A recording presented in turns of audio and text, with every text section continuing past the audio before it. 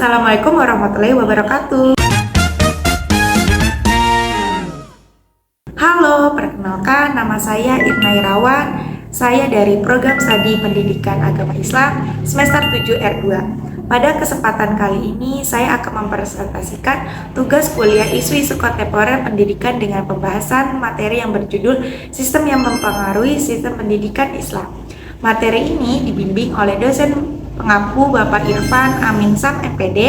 Tujuan dari pemaparan ini adalah untuk memahami bagaimana berbagai sistem dalam kehidupan masyarakat seperti sistem ekonomi, sistem politik yang memiliki pengaruh yang sangat besar terhadap perkembangan dan arah pendidikan Islam. Baiklah, langsung saja kita masuk ke dalam pembahasan. Sebelum kita masuk ke pembahasan, yang terlebih dahulu kita perlu memahami apa sih yang dimaksud dengan sistem.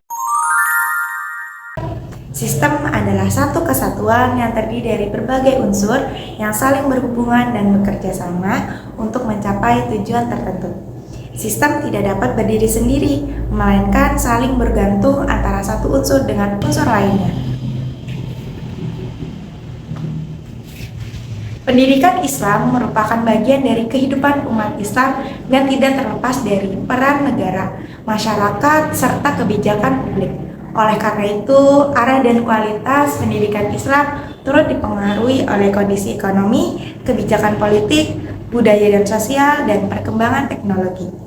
Jika sistem pendukungnya baik, maka pendidikan Islam akan berkembang. Namun, jika tersebut lemah, maka pendidikan Islam juga akan mengalami hambatan. A few moments later. Sistem ekonomi berpengaruh besar terhadap keberlangsungan pendidikan Islam. Pendidikan, fasilitas belajar, kesejahteraan guru, serta penyediaan sarana prasarana sangat bergantung pada kondisi ekonomi.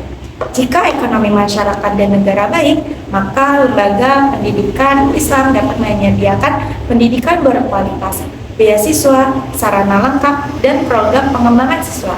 Sebaliknya, jika ekonomi lemah, banyak sekolah Islam kesulitan mengelola operasional dan meningkatkan mutu pembelajaran.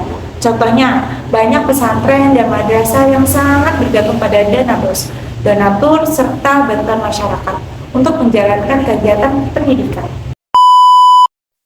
Dalam konteks ini, pendanaan pendidikan menjadi faktor utama dalam pengelolaan lembaga pendidikan Islam. Banyak madrasah dan pesantren bergantung pada dukungan pemerintah dan masyarakat. Salah satu contoh nyata adalah bantuan operasional sekolah atau BOS.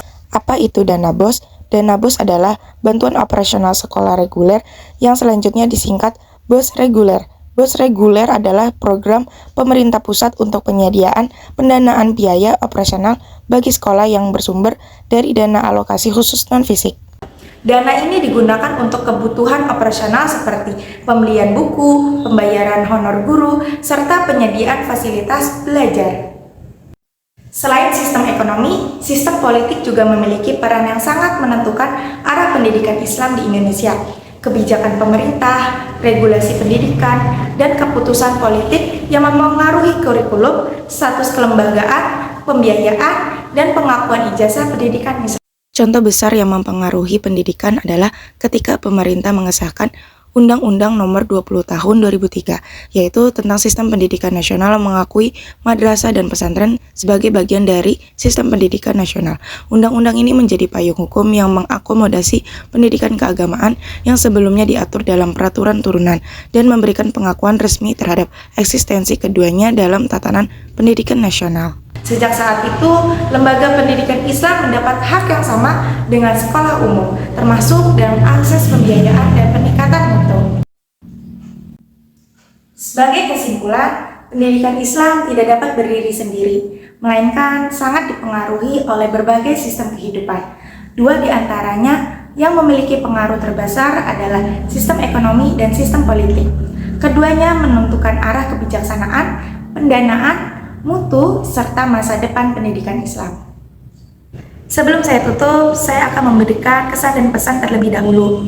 Saya mengucapkan terima kasih kepada Bapak dosen Irfan Amin Syam MPD yang telah membimbing saya dengan bijaksana, kedisiplinan, ketepatan waktu, serta cara mengajar yang hangat yang membuat proses pembelajaran terasa bermakna. Dukungan yang selalu Bapak berikan juga memotivasi saya untuk terus belajar dan tidak malu bertanya. Sekali lagi, terima kasih atas ilmu, perhatian, dan inspirasi yang selama ini Bapak berikan. Baiklah, saya tutup. Kurang lebihnya mohon maaf. Wal akhir. Wassalamualaikum warahmatullahi wabarakatuh.